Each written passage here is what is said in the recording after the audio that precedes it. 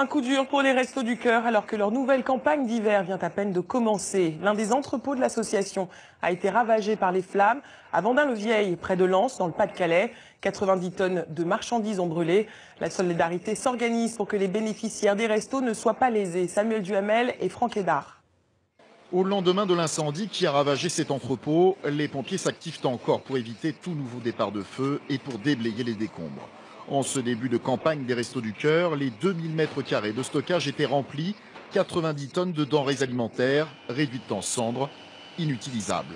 Plusieurs camions et chariots élévateurs ont aussi brûlé. Il y a un camion qui vient d'arriver. D'accord, bah vas-y, tu peux le faire. Hein.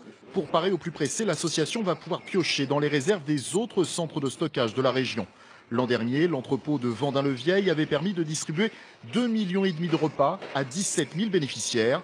C'est une toute nouvelle organisation logistique qu'il va falloir trouver.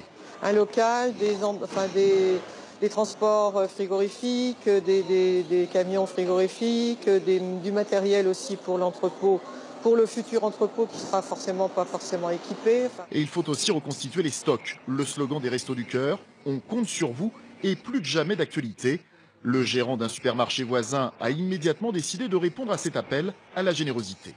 Des produits de première nécessité, des couches, des pâtes, du riz, de la purée, l'équivalent de 1 000 € à peu près, quoi.